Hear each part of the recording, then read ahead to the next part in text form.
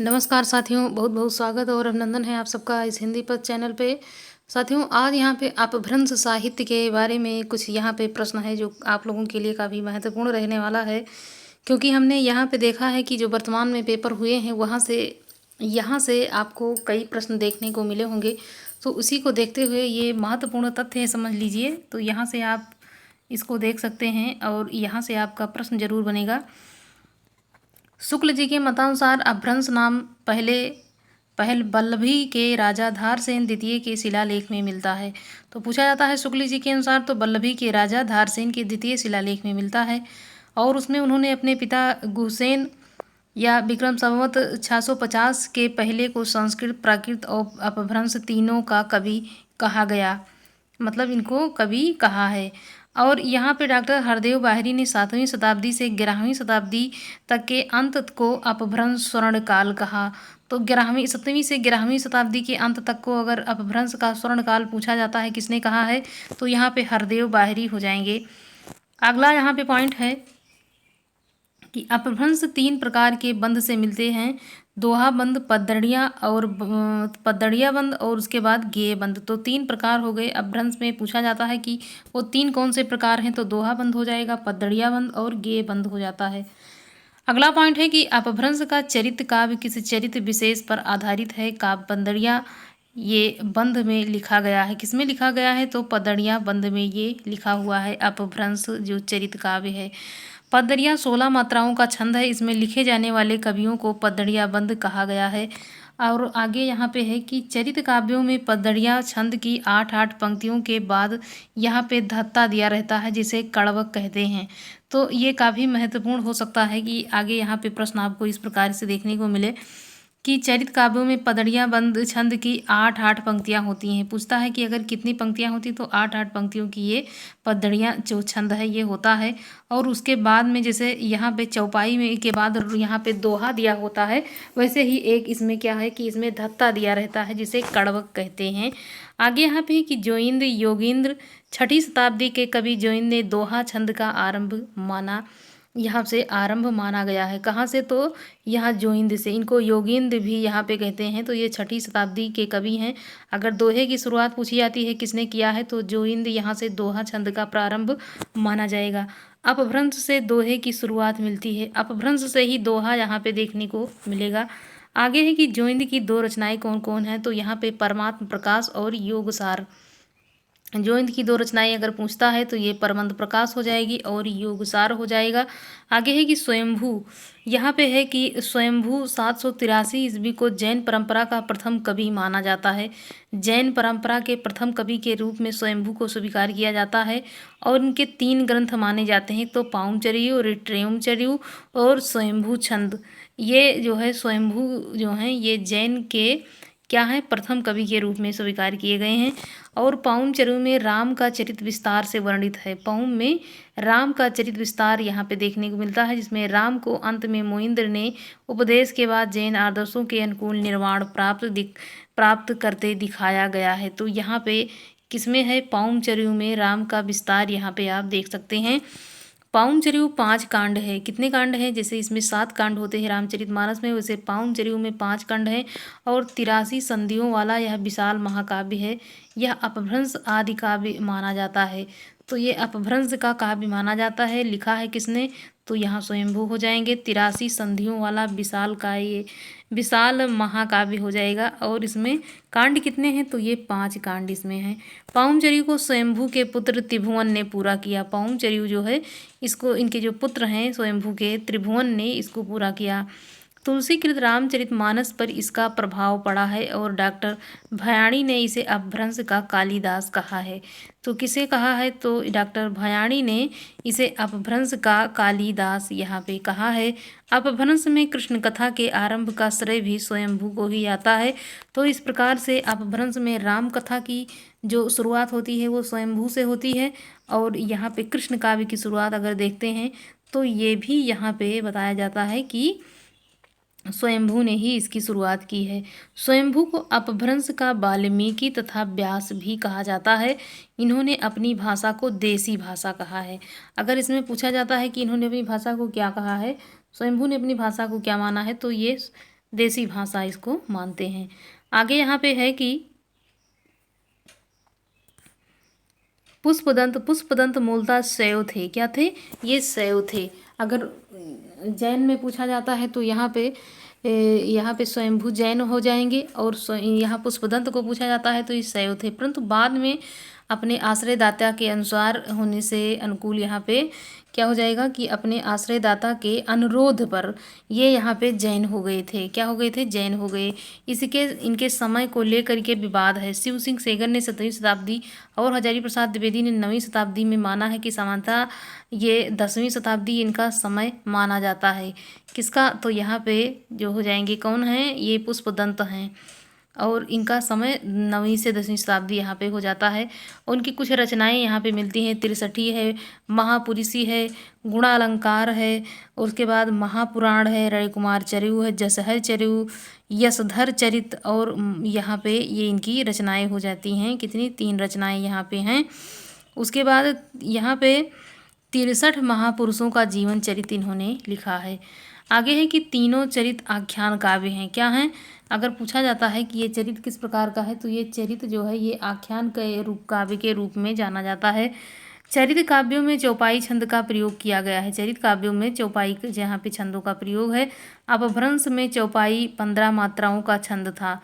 जैसे इस प्रकार इस यहाँ पे देखा जाता है तो ये चौपाई यहाँ पे 16 मात्राओं की है, लेकिन ये यहाँ पे चौपाई भी इसको बोलते थे।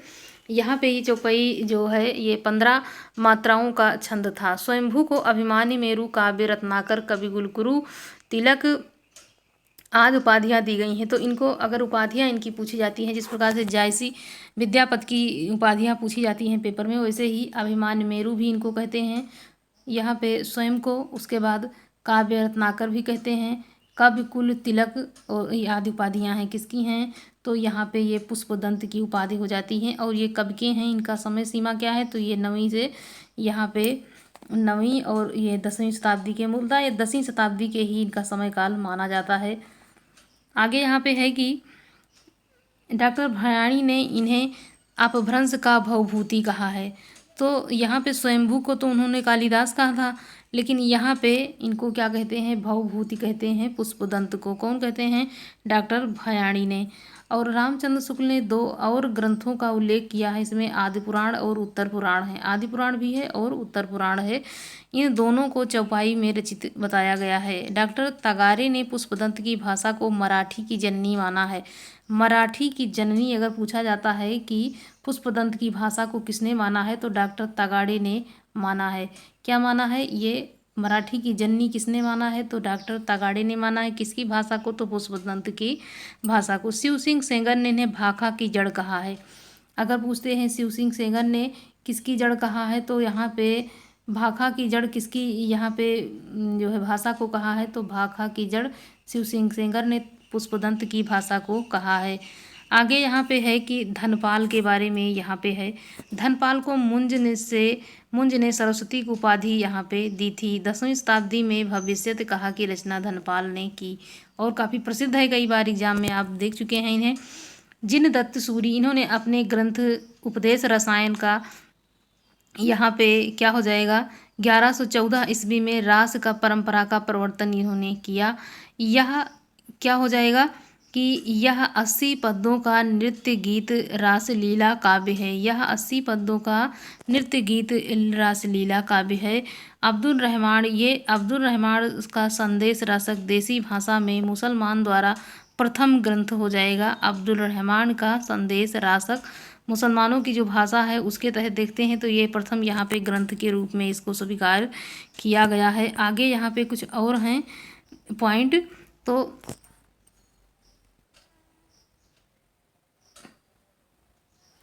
संदेश रासंग में विक्रमपुर की एक वियोगिनी की व्यथा व्यक्त की गई है, और इसमें खंड काव्य का समय ये 12वीं शताब्दी उत्तरार्ध तथा 13वीं शताब्दी के पूर्वार्ध माना जाता है। यह प्रथम धर्मेतर रास ग्रंथ है। मतलब ये धर्मेतर ग्रंथ के रूप में देखा जाए तो ये प्रथम ग्रंथ है। मुनीराम सिंह, ये 1000 ईस्वी इनका समय सीमा है। इनका पाहुण दोहा काफ़ी चर्चित ग्रंथ रहा है। मुनीराम सिंह का पाहुण दोहा यहाँ पे हो जाएगा। आगे हैं हेमचंद में अगर देखें तो 1088 ईस्वी इनका समय सीमा हो जाएगा। इन्होंने प्रकृत का पाणिनि कहा जाता है। इनको प्रकृत का पाणिनि के रूप में इनको स्वीकार किया गया है कि प्रकृत का पाणिनि किसे कहा जाता है, तो पाणिनि को यहाँ पे कहा जाता है। पाणिनि कहा जाता है हेमचंद को, सॉरी यहाँ पे हेमचंद जो हैं इनको प्रकृत का पाणिनि के रूप में स्वीकार किया गया है।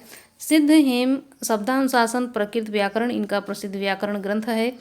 आगे है इनका कि इनके ग्रंथ हैं कुमारपाल चरित, योग शास्त्र, छंदानुशासन, देसी नाममाला कोश, ये इनकी रचनाएं हैं। तो इनकी रचनाओं को काफ़ी बार देख लेना है। कुमारपाल चरित, योग शास्त्र, छंदानुशासन, देसी नाममाला कोश। आगे यहाँ पे है अन्य उल्लेखनीय कवि। उल्लेख कवि यहाँ पे सोम प्रभु सूरी का कुमारपाल प्रतिबोध हो जाएगा, तो ये 1184 ईस्वी। उसके बाद गद्य पद्यमय संस्कृत, यहाँ पे प्राकृत काव्य है। रचना पूछी जाती है कुमारपाल प्रतिबोध किसकी है, तो सोम प्रभु सूरी यहाँ पे हो जाएंगे। आगे है इनका यही मतलब ये रचना ही काफ़ी बार पूछी गई है, तो इनकी रचना को काफ़ी अच्छे से फोकस करना है। आगे है कि जैनाचार्य मेरुतुंग का प्रथम, यहाँ पे मेरुतुंग का प्रबंध चिंतामणि 1304 ईस्वी संस्कृत भाषा का ग्रंथ है, किंतु इसमें कहीं कहीं अपभ्रंश के दोहे भी हैं। किसके दोहे, तो यहाँ पे अपभ्रंश के दोहे हैं।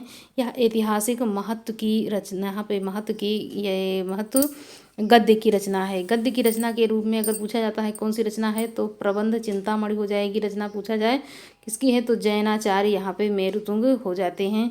आगे है प्रकृत पैंगलम, यहाँ पे प्रकृत पैंगलम, प्रकृत पिंगल सूत्र में विद्याधर, सारंगधर, जज्जल, बब्बर आदि कवियों की रचनाएं मिलती हैं। किसमें, प्रकृत पैंगलम में। तो ये यहाँ पे अगर प्रकृत पैंगलम सूत्र में देखा जाए तो विद्याधर हो जाएंगे, सारंगधर हो जाएंगे, जज्जल हो जाते हैं, बब्बर हो जाते हैं आदि, ये इनके ये जो है प्रकृत पैंगलम के हो जाएंगे। इनकी संग्रह 14वीं शताब्दी के अंत में लक्ष्मीधर ने किया था। बंशीधर नामक किसी विद्वान ने इनकी टीका लिखी है। प्रकृत पैंगलम में वर्णित 8 छंदों के आधार पर आचार्य शुक्ल ने हमीर रासों की कल्पना की। इनके रचयिता सारंगधर को माना जाता है। सारंगधर शुक्ल जी ने हमीर रासों का रचयिता सारंगधर और राहुल शंकरत्यायन ने जज्जल को माना है। अगर पूछा जाता है कि राहुल शंकरत्यायन ने हमीर रासों का रचयिता किसे माना है, तो आप यहाँ पे जज्जल को बताएंगे। लेकिन जब शुक्ल जी के अनुसार कि हमीर रासों की रचयिता कौन है, तो सारंगधर यहाँ पे सही हो जाएगा। आगे है डॉक्टर बच्चन सिंह ने इन्होंने अनुमानित कुंडलियाँ छंद का प्रथम प्रयोक्ता माना है। तो कुंडलियाँ जो छंद है, सबसे पहले अगर किसी का प्रयोग देखने को मिलता है तो सबसे पहले किसका हो जाएगा, यहाँ पे सारंगधर ने सबसे पहले कुंडलियाँ का जो छंद है वो लिखा है। तो कुंडलियाँ छंद का प्रथम प्रयोक्ता अगर स्वीकार किया गया है बच्चन जी द्वारा, तो यहाँ पे हो जाएंगे सारंगधर। तो साथियों यहाँ पे ये जो अपभ्रंश साहित्य थी उसके अंतर्गत यहाँ हमने आज कई कवियों को यहाँ पे देखा है, और ये ऐसे कवि हैं कि जो कि एग्ज़ाम की दृष्टि से काफ़ी महत्वपूर्ण हैं। तो ये वो तथ्य हैं जिसको पढ़ना बहुत ज़रूरी है। तो साथियों यहाँ से आप अपनी तैयारी को देखिए और इसको अच्छे से पढ़िए। हो सकता है कि आपका यहाँ से 2 या 3 प्रश्न जरूर देखने को मिले। छोटी सी वीडियो है लेकिन यहाँ 2-3 प्रश्न आप देख सकते हैं। साथियों धन्यवाद, मिलते हैं किसी अगले वीडियो में, तब तक के लिए आप लोग पढ़ते रहिए।